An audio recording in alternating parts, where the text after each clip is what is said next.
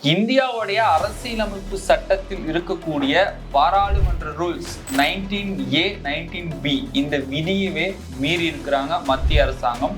மீறினது மட்டும் இல்லாம இரவோடு இரவாக ஒரு புதிய சட்டத்தை கொண்டு வந்திருக்கிறாங்க. இது 2026 தேர்தலுடைய நோக்கமா?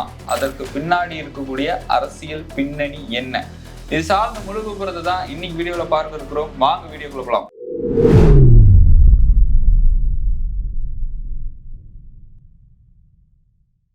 கோபாசை நண்பர்களுக்கு வணக்கம். நான் உங்கள் சின்ன அரசியல் களம் விருது பேசுவோம்.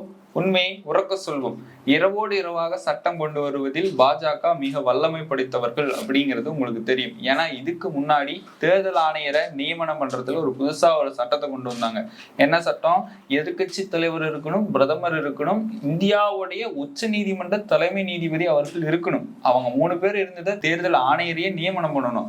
ஆனா இரவோடு இரவா சட்டத்துல மாத்தி இந்தியாவுடைய உச்ச நீதிமன்ற தலைமை நீதிபதியை நீக்கிட்டு எதிர்கட்சி தலைவர், பிரதமர், அவங்க ஆளுங்கட்சியிலேயே இருக்கக்கூடிய உள்துறை அமைச்சர் அமித்ஷாவை வைத்து பெரும்பான்மை வாக்கு யாருக்கு போதோ அப்படிங்கிற மாதிரியான ஒரு விஷயத்துல தேர்தல் ஆணையரை செலக்ட் பண்ணாங்க.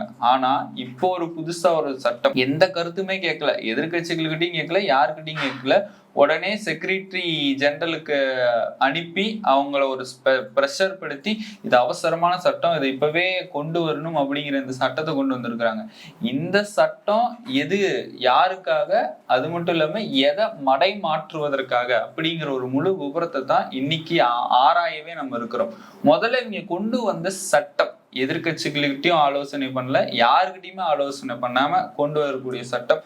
முதல் அமைச்சரோ, எம்பிஸோ, அமைச்சர்களோ இவங்கெல்லாம் தவறு செய்தா 30 நாள்ல சிறை காவல் இருந்தாங்கன்னா 31வது நாள் அவங்களுடைய பதவி பறிக்கப்படும். இந்த சட்டம் கூடுதலா ஆளுநர் அவருக்கு ஒரு பொறுப்பு கொடுத்துருக்குறாங்க. அவங்க தவறு செய்து 30 நாள் சிறையில் இருந்தாங்கன்னா ஆளுநரே அவங்கள ராஜினாமா செய்து வைக்கக்கூடிய இந்த புது சட்டம். அமித்ஷா அவர்கள் இரவோடு இரவா எதற்காக இந்த சட்டத்தை கொண்டு வந்தாங்க அப்படின்னு பார்த்தோம்னா, இப்ப நடந்துட்டு இருக்கிற வாக்காளர் அதிகார யாத்திரை, அதாவது கடந்த 5 நாட்களாக ராகுல் காந்தி அவர்கள் ஆதாரத்தோட வைத்து பேசி தேர்தல் ஆணைய மோசடியில் ஈடுபட்டிருக்கிறாங்க. தேர்தல் ஆணையரை கைது செய்ய வேண்டும் அப்படிங்கிற ஒரு துல்லியமான ஆதாரத்தோட வாக்காளர் அதிகார யாத்திரை பீகார்ல நடத்திட்டு இருக்கிறாரு. அந்த விஷயத்தை மடைமாற்றணும் அப்படிங்கிறதுக்காக இப்போ இந்த ஒரு சட்டத்தை கொண்டு வந்து இந்த சட்டத்தை குறித்து எல்லாரும் பேசணும், விவாதம் பண்ணணும், இந்த விஷயத்தை அப்படியே டோட்டலா நம்ம மடைமாற்றணும் அப்படிங்கிற ஒரு முக்கிய காரணத்தினாலதான் இந்த சட்டத்தை கொண்டு வந்திருக்கிறாங்க. ஆனா இந்த சட்டம் நல்லது தானே, மக்கள் சிந்திக்கிறாங்க. ஏன் கரப்ஷன் இருக்கு, ஊழல் இருக்கு, அமைச்சர்கள் எவ்வளவு பணத்தை கொள்ளையடிக்கிறாங்க, அவங்களெல்லாம் ஜெயில பிடிச்சு போறதுல என்னடா தப்பு அப்படின்னு மக்கள் கேட்கறது புரியுது. ஆனா அந்த சட்டம் ஆளுங்கட்சிக்கு போய் செல்லுமா? எவ்வளோ கட்டுக்கட்டா பணம் வச்சுட்டு ஒருத்தர் வீட்டுல இருந்த வீடியோல சமூக வலைதளத்துல வைரல் ஆச்சு. ஐடி டிபார்ட்மெண்ட் நோட்டீஸ் அனுப்புனாங்க. அவரை அடுத்து கைது செஞ்சாங்களா இல்லையான்னு தெரியல. ஏன்னா அவரு பாஜகவுடைய அமைச்சர் தான்.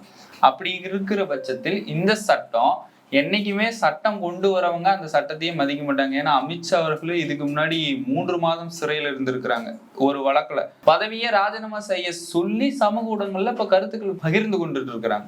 அப்படி இருக்கிற பட்சத்துல ஏன் இந்த சட்டம் ஆபத்தானது அப்படின்னு பார்த்தோம்னா, கடந்த 10-11 ஆண்டுகளா இடி டிபார்ட்மெண்ட், மத்திய அரசாங்கத்துடைய அமலாக்கத்துறை, இன்கம் டாக்ஸ், சிபிஐ இது போன்ற டிபார்ட்மெண்ட்ஸ்லாம் எதிர்கட்சிகளை தாக்குறதுல மும்முரமா செயல்பட்டு இருக்கிறாங்க. எதிர்கட்சிகளை கைது செய்து அவங்க மேல ஏதேனும் ஒரு வழக்க பதிவு பண்ணி அப்படிங்கிற மாதிரி கைது செய்யறதுல மும்முரமா செயல்பட்டு இருக்கிறாங்க. அப்படியாக கிட்டத்தட்ட, அதாவது பண மோசடியில ஈடுபட்டதா சொல்லி எதிர்கட்சிகள் மேல கிட்டத்தட்ட 5297 பேர் மேல வழக்கு பதிவு பண்ணியிருக்கிறாங்க இடி டிபார்ட்மெண்ட். எதுல? மணி கரப்ஷன் அப்படிங்கிற ஒரு விஷயத்துல.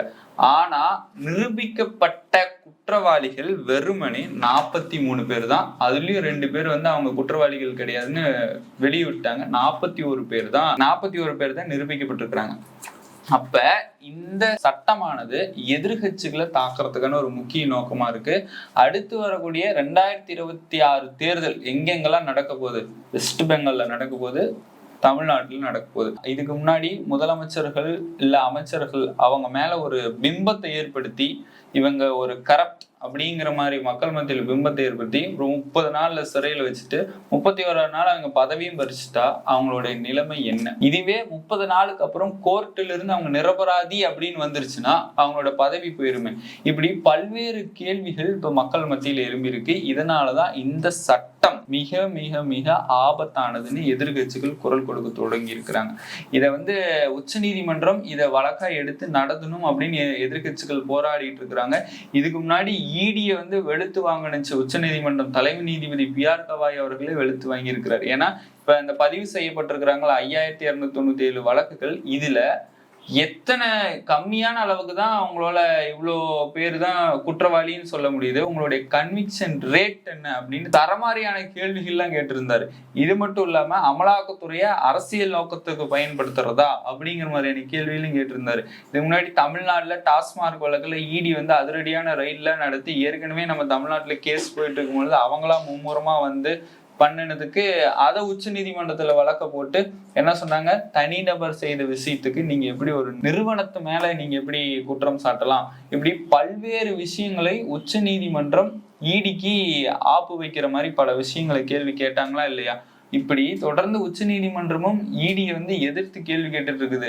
ஈடி நீங்களா போய் தன்னைப்போல எந்த வழக்கும் பதிவு செய்ய முடியாது. ஒரு நபர் குற்றம் செஞ்சிருக்கிறாங்க, அதை நிரூபிக்கப்படுற தருணத்துல இருக்கிறாங்க அப்படின்னாதான் ஈடி ரெய்டு அனுப்பணும். அதுவும் அவங்க வீட்டுல இல்லாதப்பெல்லாம் சீல் வச்சுட்டு வர்றது அதுக்கெல்லாம் அதிகாரமே கிடையாதுன்னாங்க. அப்புறம் ஈடியை ஒத்துக்கிட்டாங்க. இந்த மாதிரியான சம்பவங்கள்லாம் நடந்திருக்கு. ஆனா இப்ப இந்த மசோதா மக்களவையில தாக்கல் செய்திருக்கிறாங்க. இந்த சட்டம் நடைமுறைப்படுத்தப்பட்டால் மிக மிக மிக ஆபத்தானதுங்கிறாங்க. இது மட்டும் இல்லாம 8010 பேர் மேல வழக்கு போட்டிருக்கிறாங்க. இவங்க நாட்டுக்கே ஆபத்தானவர்கள், தீவிரவாதிகள் அப்படின்னு சொல்லிட்டு 8010 பேர் மேல வழக்கு போட்டாங்களா? அதுல எத்தனை பேர் கன்விக்ட் அப்படின்னு பார்த்தோம்னா வெறுமனே 222 பேர் தான் கன்விக்ட் ஆயிருக்கிறாங்க. அப்ப இவங்க எதுக்கு மும்முரமா போய் இத்தனை பேர் மேல எதுக்கு வழக்கு போடணும், இத்தனை பேர் மேல எதுக்கு கைது செய்யணும் அப்படின்னு பார்த்தோம்னா எதிர்கட்சிகளை தாக்குவதற்காக தான். அதாவது ஆளுங்கட்சி இடி ரைடு விட்டு எதிர்கட்சிகளுடைய அதிகாரத்தை குறைக்கிறதுக்காக, எதிர்கட்சிகள் கேட்கக்கூடிய கேள்விகளுக்கு எல்லாம் அவங்களோட பதில் சொல்ல முடியல, அவங்களோட அதிகாரத்தை குறைக்கிறதுக்காக தான் இந்த மாதிரியான புதுசா சட்டம் போடுறாங்கன்னு எதிர்கட்சிகள் தன்னுடைய நேரடியான விமர்சனத்தை வைத்திருக்கிறாங்க. அப்படியாக தான் அபிஷேக் மனு சிங்வி அவர்கள் என்ன சொல்றாங்க அப்படின்னு பார்த்தோம்னா, இந்த சட்டம், இந்த மசோதா நடைமுறைப்படுத்தப்பட்டால் பாஜக எங்கெங்கெல்லாம் ஆளலையோ அங்க இருக்கக்கூடிய முதலமைச்சர்களுடைய மாநில அந்தஸ்து உரிமைகளை பறிக்கப்பட்டு அவங்க மேல ஒரு கரப்ஷன், அவங்க மேல ஒரு பிம்பத்தை ஏற்படுத்துறதுக்காக தான் இந்த சட்டம். இது மட்டும் இல்லாம எதிர்கட்சிகளை நேரடியா தாக்குறதுக்கு தான் இந்த சட்டம் அப்படிங்கிற மாதிரி அவருடைய கருத்தை தெரிவித்திருக்கிறார். அப்ப ஒரு சட்டம் கொண்டு வராங்கன்னா இந்தியாவுடைய பாராளுமன்ற ரூல்ஸ் படி 19A 19B என்ன சொல்லுது, எல்லாத்துக்கிட்டையும் ஆலோசனை பண்ணணும், அது குறித்து மக்களவையில பேசணும்னு அப்படிங்கிற மாதிரி ரூல்ஸ் சொல்லுது. ஆனா அவங்க எதுவுமே பேசாம இரவோடு இரவா மும்முரமா இந்த சட்டத்தை ஏன் கொண்டு வந்தாங்க அப்படிங்கிறத கேள்வி.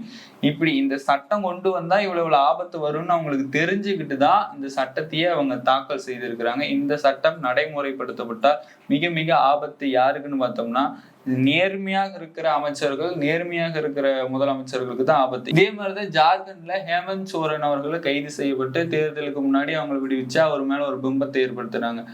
அரவிந்த் கெஜ்ரிவால் அவர்களையும் தேர்தலுக்கு முன்னாடிதான் அந்த மாதிரி ஈடி ரைடு விட்டு அவங்க மேல ஒரு பிம்பத்தை ஏற்படுத்தினாங்க. இவங்களோட முக்கிய நோக்கமே என்னன்னா பாஜகவுல எவ்வளோ பேரு ஊழல் செய்து ஐடி டிபார்ட்மெண்ட் நோட்டீஸ் அனுப்பின விஷயம், அந்த அமைச்சர்கிட்ட கட்டுக்கட்டா இருந்த பண விஷயம், அவங்கெல்லாம் கைது செய்தாங்களா? ஆளுங்கட்சியிலேயே அவ்வளவு விவாதங்கள் போயிட்டு இருக்கு. ஆனா இந்த சட்டம் தொடர்ந்து எதிர்கட்சிகளை தாக்கக்கூடிய சட்டமா தான் இருக்கு. எதிர்கட்சிகளும் பத்திரிகையாளர்களும் இதை தொடர்ந்து குற்றம் சாட்டிட்டு வராங்க. சரி, அண்ணல் அம்பேத்கர் அவர்கள் என்ன சொன்னாரு அப்படின்னு பார்த்தோமே, ஆனால் இந்தியா அப்படிங்கிறது யுனைடெட் ஆஃப் ஸ்டேட்ஸ், அதாவது பன்முக தன்மை சேர்ந்ததுதான் இந்தியா. அப்ப ஒவ்வொரு மாநிலத்துக்கும் ஒவ்வொரு அரசியல்வாதிகளுக்கும் ஒரு சிறப்பு அந்தஸ்து இருக்கும், அவங்களுக்கு தனித்துவமான கொள்கைகள் இருக்கும். அதை வைத்து அரசியல் நடத்துறதுக்கான தகுந்த தகுதி இருக்கு. அவங்க மத்தியில நீங்க எப்படி மாநில அரசாங்க விஷயங்களை அவங்க உள்நுழையிற மாதிரி அவங்க ஒட்டுமொத்தமா மாநில அரசாங்கத்துடைய அதிகாரங்கள்லாம் குறைச்சிட்டு டோட்டலா மத்திய அரசாங்கத்தோடைய இது மட்டும்தான் இருக்கணும் அப்படிங்கிற மாதிரி இந்த சட்டம் சொல்லுது. அதாவது இந்தியா அப்படிங்கிறதே மோடி அவர்களுடைய, அமித்ஷா அவர்களுடைய நாடுதான், அவங்க சொல்றதுதான் சட்டம், அவங்களுக்கு கீழே தான் எல்லாரும் அப்படிங்கிற ஒரு மனப்பான்மையில தான் இந்த சட்டத்தை கொண்டு வந்திருக்கிறாங்கன்னு எதிர்கட்சி தலைவர்கள் எல்லாம் குற்றம் சாட்டுறாங்க. அது எந்த அளவுக்கு உண்மை அப்படின்னா, இந்த சட்டம் நடைமுறைப்படுத்துறதுக்கு முன்னாடியே சில பத்திரிகையாளர்கள் சொல்லக்கூடிய விஷயம், இதுக்கு முன்னாடி கடந்த 10 ஆண்டுகளா இந்த மாதிரி ஒரு சட்டம் இல்லாத பட்சத்திலேயே ஈடியை விட்டு பல விஷயங்களை செஞ்சாங்க. கண்டிப்பா இந்த சட்டம் நடைமுறைப்படுத்தப்பட்டுருச்சுன்னா நிச்சயமா எதிர்கட்சிகள் அவங்களுக்கு யார் யாரெல்லாம் ஆதரவா இல்லையோ அவங்களெல்லாம் பதவியிலிருந்து நீக்கிறதுக்கு, யார் யாரெல்லாம் அவங்களுக்கு ஆதரவா அவங்களுக்கு கைப்பாவையா இருக்கிறாங்களோ அவங்கள பதவியில கொண்டு வரதுக்கு தான் இந்த சட்டம் அப்படின்னு அப்பட்டமா தெரிவிச்சிட்டாங்க. அதனால இந்த சட்டம் குறித்து நீங்க எப்படி நினைக்கிறீங்கன்னு மறக்காம கமெண்ட் பாக்ஸ்ல தெரிவிச்சிருப்பாங்க. மீண்டும் ஒரு நல்ல அரசியல் காலத்தில் நான் உங்களை சந்திக்கிறேன். அதுவரை உங்களிடமிருந்து விடைபெறுவது நான் உங்கள் சின்னா.